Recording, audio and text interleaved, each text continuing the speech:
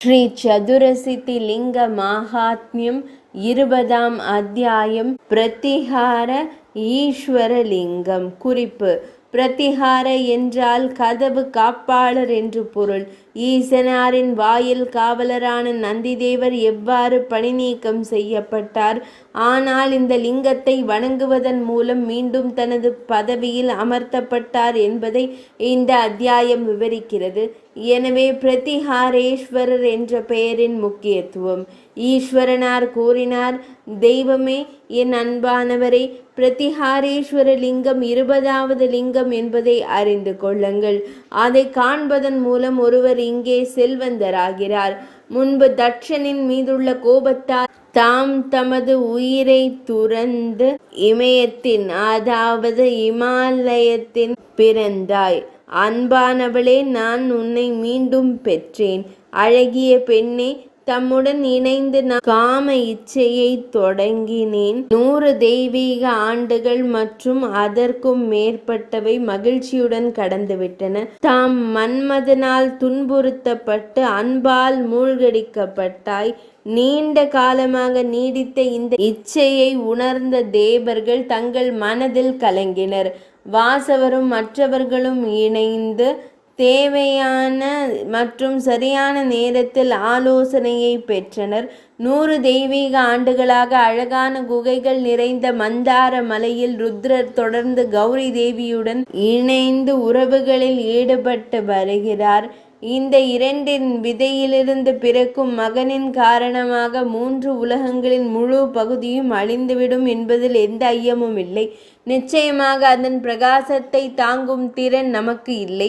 எனவே இந்த மையல் நின்றுவிடும் வழியை நாடுவோம். வேதங்கள் மற்றும் வேதாங்கங்களின் தலைவரும் தேவர்களின் சிறந்த குருவுமான மிகுந்த மகிழ்ச்சியுடன் கூடிய பிரகஸ்பதி அதற்கான வழியை கண்டறிந்தார்.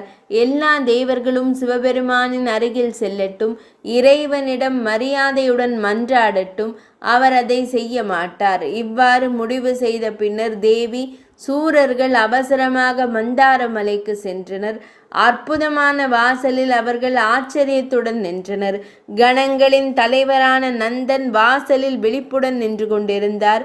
தேவி, நான் தம்முடன் மையல் செய்து கொண்டிருந்தேன். தெய்வத்தின் அணுகல் தேவர்களின் பக்கம் இருப்பது மிகவும் கடினமாக இருந்தது. பின்னர் சூரர்கள் ஆழ்ந்த சிந்தனையுடன் நின்றனர். அவர்கள் முன் அக்னி அவர்களுக்கு நன்மை பயக்கும் ஒரு அறிக்கையை வெளியிட்டார். நான் ஒரு அன்னத்தின் அற்புதமான வடிவத்தை எடுத்துக்கொண்டு வாயில் காப்பாளரை ஏமாற்றிவிட்டு சிவபெருமானின் அருகில் செல்வேன். அவர் அவ்வாறு செய்தார். தூய புன்னகையின் பெண்மணியே, அவர் ஒரு அன்னத்தின் வடிவத்தில் என் செவிகளில் எவருமறியாமல் கூறினார்: தேவேந்திரனும் மற்ற தேவர்களும் வாயிலில் நிற்கிறார்கள். அவரது வார்த்தைகளை கேட்டதும் நான் வாயிலிற்கு வந்தேன். பின்னர் அவர்கள் எனக்கு முறையாக வணங்கினர். நான் கேட்டேன், நான் உங்களுக்கு என்ன செய்ய வேண்டும்? அவர்கள் இந்த அற்புதமான நடனம் நிறுத்தப்படட்டும் என்று கூறினார்கள். அதன்படி நான் அந்த ஆலோசனையை நிறைவேற்றினேன். தேவர்கள் ஸ்வர்க்கத்திற்கு திரும்பினர். அதன் பிறகு நந்தினி உடனடியாக பூலோகத்திற்கு செல்லுங்கள் என்று சபித்தார்.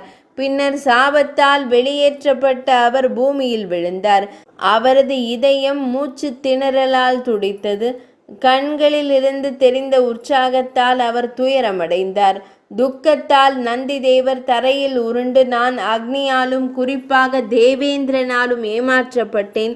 நான் முன்பு ஏதாவது தீய செயலை செய்தேனா என்று புலம்பினார். அந்த துயரத்தில் சிக்கிய கணத்தை காவல் வீரர்கள் கவனித்தனர்.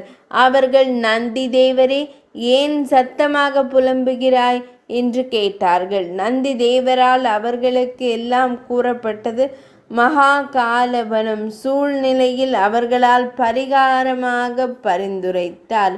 அவர்களின் வார்த்தைகளை கேட்டதும் நந்தன் மிகவும் பதட்டமடைந்தார்.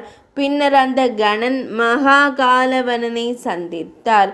தெய்வமே, ஒரு காபாலிகனின் வேடத்தை ஏற்று கட்டளைகளின்படி தெய்வத்தை வணங்கினார். பின்னர், அன்பானவரே, லிங்கத்திலிருந்து ஒரு உருவமற்ற குரல் எழுந்தது. வாயிற்காப்பாளரே, தங்கள் சிறந்த பக்தியால் சாபத்திலிருந்து விடுதலை. இந்த தெய்வத்தை வாயிற்காப்பாளர் நந்தினி மிகுந்த பக்தியுடன் வழிபட்டார். அப்போதிலிருந்து இந்த தெய்வம் பிரதிஹாரேஸ்வரர் என்று அழைக்கப்படுகிறது. தேவி பிரதிஹாரேஸ்வரரின் சக்தியை நான் தங்களுக்கு நினைவு கூர்ந்துள்ளேன். அவர் அனைத்து மக்களுக்கும் விரும்பிய பலனை தருபவர், நன்மையை வழங்குபவர். பிரதிஹாரேஸ்வரர் என்ற சிவனை மக்கள் வழிபட்டால் அவர்கள் ஒரு கனவில் கூட பிரிவினை அல்லது தங்கள் பதவியிலிருந்து வெளியேற வேண்டிய கட்டாயம் ஏற்படாது. பிரதிஹாரேஸ்வரரை வழிபடுவதன் மூலம் 7 பிறவிகளில் செய்த பாவங்கள் பெரியதாக இருந்தாலும் சரி, சிறியதாக இருந்தாலும் சரி, முற்றிலுமாக அழிந்துவிடும். பிரதிஹாரேஸ்வரர் என்ற சிவனை மக்கள் மனதளவில் நினைவு கூர்ந்தால் அவர்களின் குடும்ப உறுப்பினர்கள் அனைவரும் சந்தேகத்திற்கிடமின்றி ஸ்வர்க்கத்திற்கு செல்வார்கள். 20ஆம் அத்தியாயம் இனிதே நிறைவடைந்தது.